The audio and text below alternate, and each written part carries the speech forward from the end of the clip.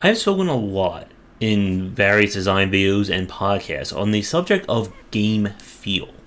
And for today's critical thought, we're going to return to this topic and try to explain what it means, but also we're going to discuss why this also applies to abstracted and RPG based games, besides just the action heavy ones that we've played, and how this can often be the difference between someone staying with a game for hours on end or quitting within 40 seconds or so.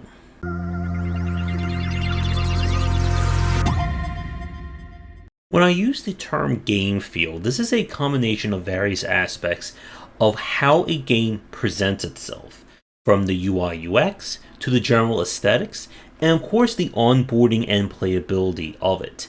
And this is something that I feel, no pun intended, is an area where a lot of new developers tend to mess up on.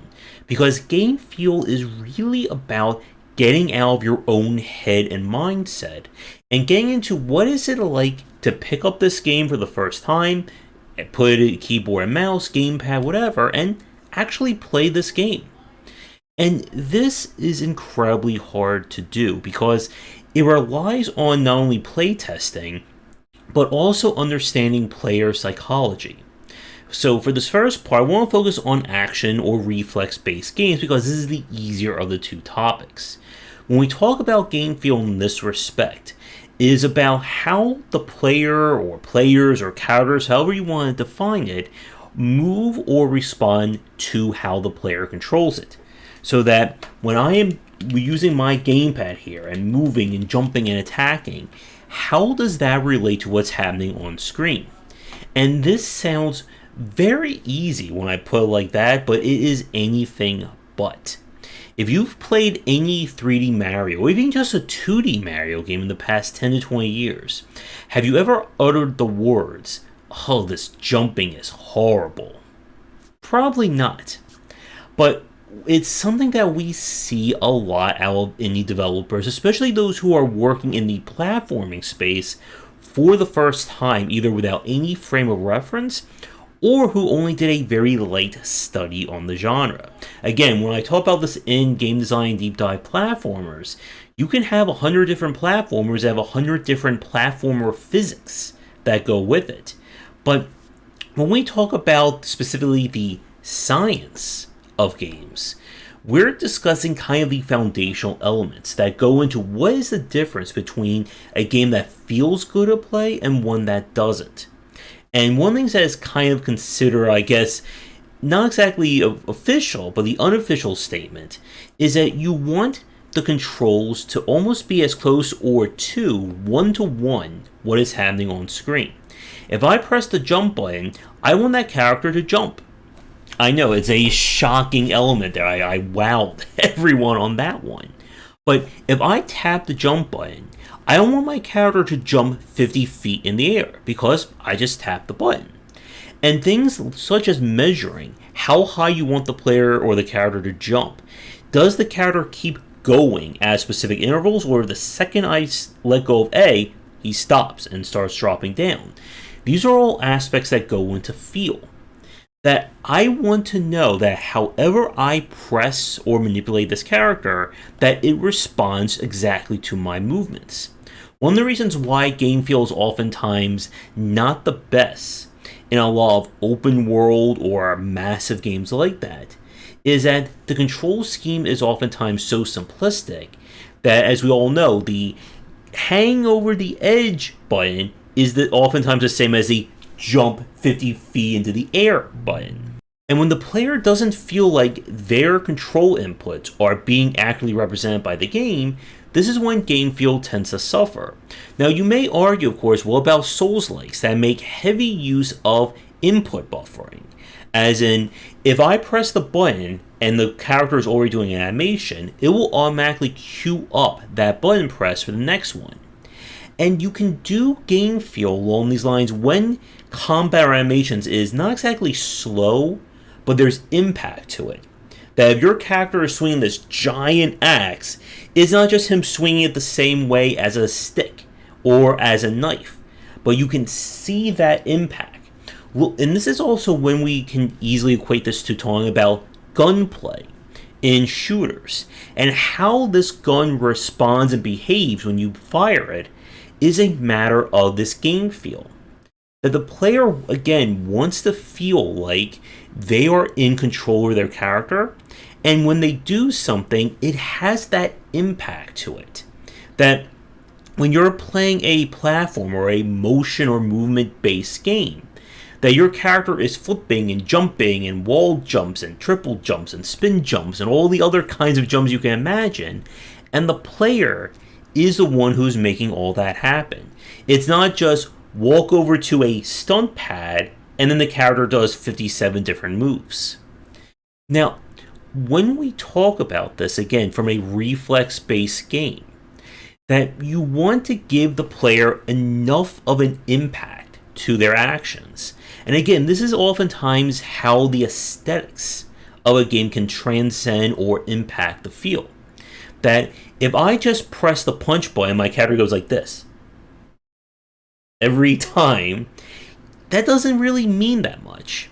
But if I press the punch button, this character does this over elaborate combination, or that you can actually almost see the impact or the sound when this character punches an enemy or hits him with a chair or throws him off a cliff, that gives it that sense of excitement.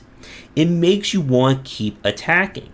And this was one of the major aspects behind adding in ragdoll physics to so many ARPGs over the 2000s. That instead of the enemy just falling over the same exact way, you kill a skeleton and the bones just explode all over the map, and you can watch it, tumble down a hill or go into the water.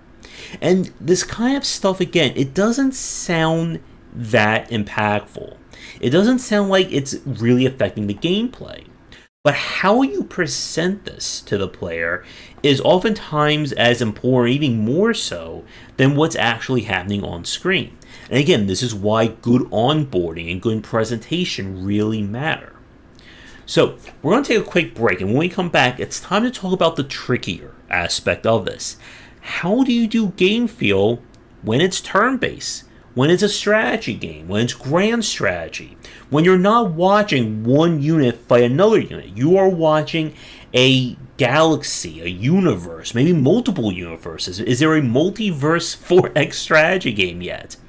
But how do you make the player get interested when they're not exactly ones that's pulling the trigger or swinging the sword? Because it is possible to do game feel like this.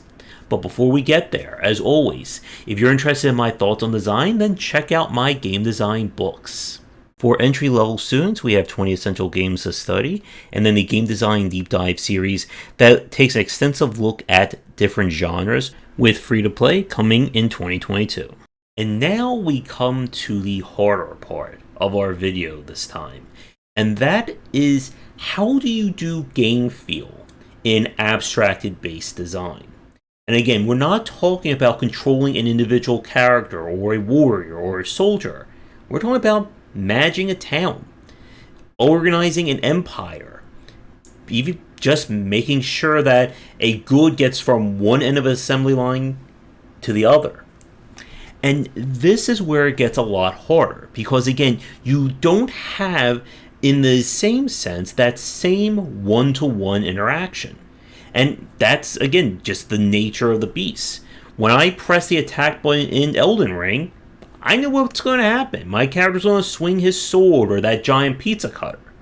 If I push build a settlement or raise tax, what is that actually going to impact 20, 30, 40, 50 turns, 10 to 20 hours down the line?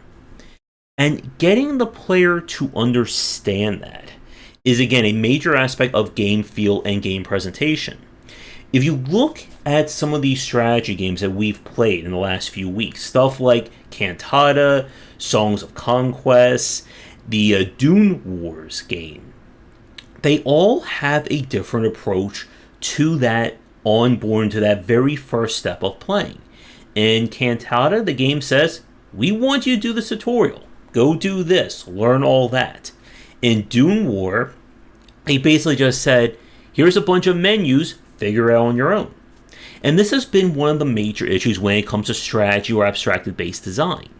That these games oftentimes will assume a lot on the consumer who's playing it. And again, we can even say this about reflex driven games that have no tutorials, no onboarding. But again, a lot of what makes reflex based games easier to learn is that it's built into that interaction.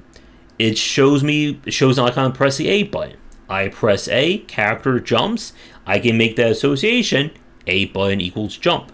The game tells me to click on raising my income, build this structure. What is that actually going to impact, again, 20, 30 hours down the line?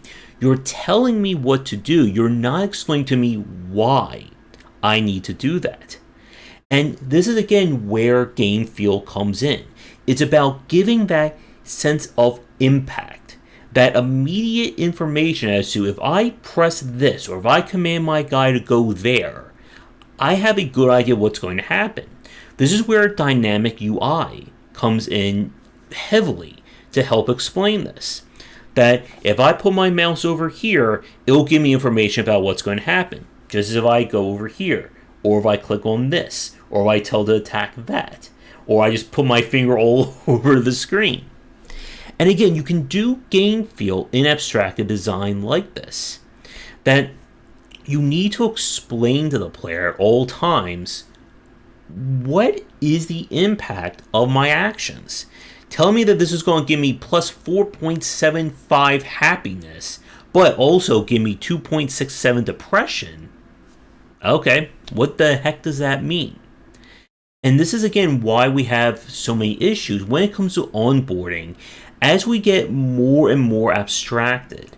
That in a game like Stellaris or Europa Universalis, that you are managing the aspects and the journey of an entire nation, or in Stellaris' case, an entire galactic empire. So clicking one button or moving one character here, that's just one in the dozens, if not hundreds, of steps of organizing what you're doing. And again, it's why it can be so frustrating to play these games. That if I click on a button or if I tell something to build this, what's the immediate impact?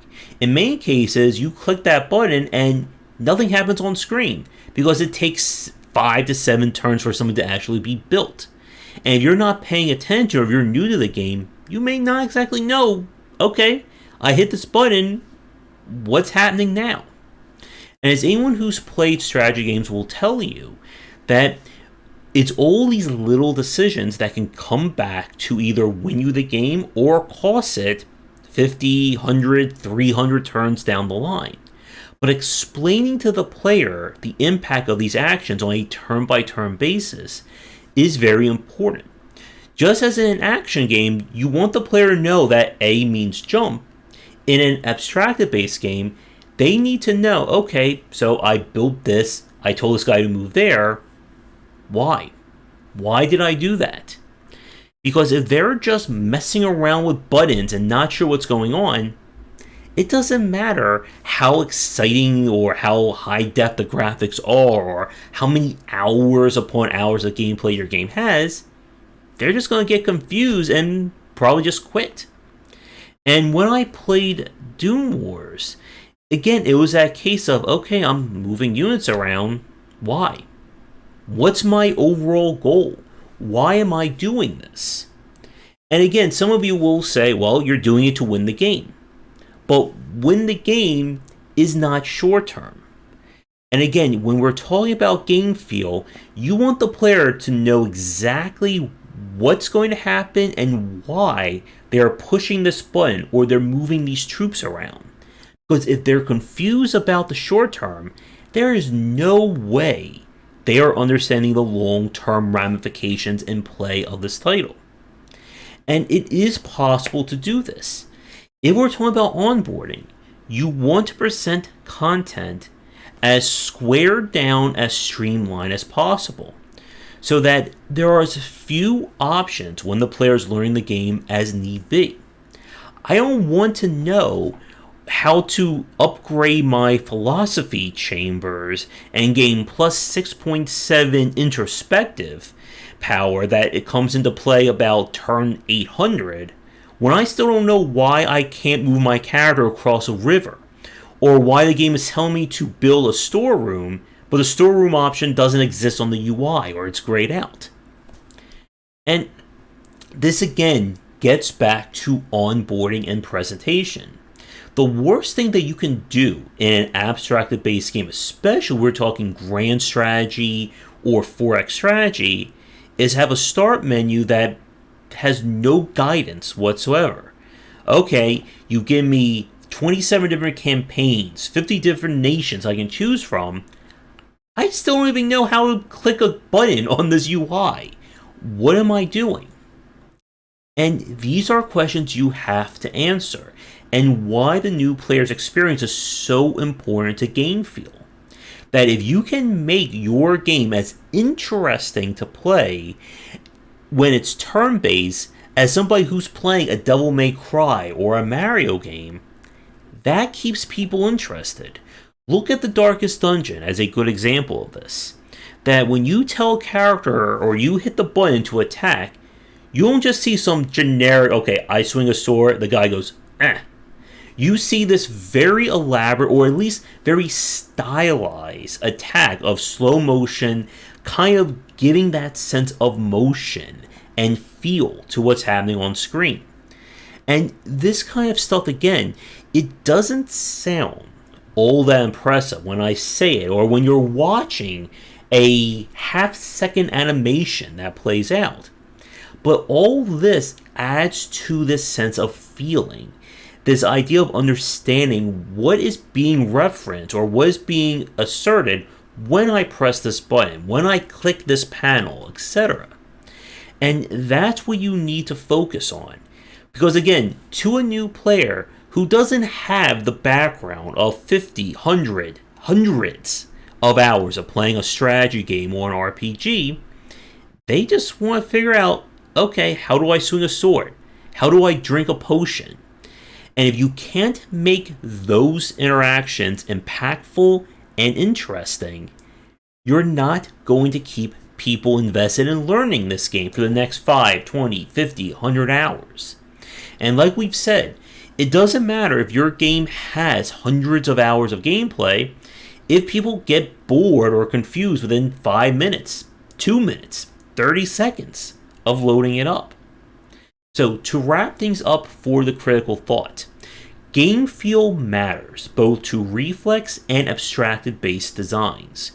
And you want the player, again, to feel like they are both in control as to what's going on screen, and that they know exactly what is going to be the outcome when they press that button, when they jump, when they slash, when they tell their army to go into hunker down mode.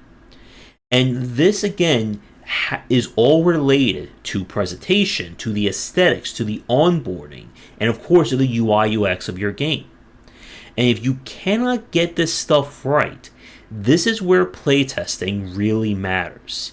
Because you obviously understand how your game works. I hope you understand how your game works if you're designing it. But if you can figure this stuff out, and you show to someone they have no idea what the heck is going on, that is a major red flag. And sometimes it can take a complete redesign of your UI to make this work. Sometimes it could just be having better tutorials, or even just having tutorials in general. And this is the kind of stuff you have to figure out, or you'll need to figure out via playtesting, getting in the hands of people who aren't you, or your most hardcore fan base. So, to wrap up the critical thought, here's my question for you. Can you think of really good examples of Gamefeel in abstracted games? So we're not talking Doom Eternal, we're not talking Souls-likes or first-person shooters or action games. Can you think of a 4X or a grand strategy game that felt really good to play? Not a game that's complicated or deep, but again, something that you can load it up and it just feels right in your hands or even just clicking on buttons and you know exactly what is happening. Much like how I know exactly what happens when I'm playing a Doom Eternal or a Mario game. Let me know in the comments below. Thank you so much for watching. As always, do the liking and subscribing. Check out our Discord and Patreon link down below. And come back for daily discussions on game design here and on game wisdom, where some of the art and science of games.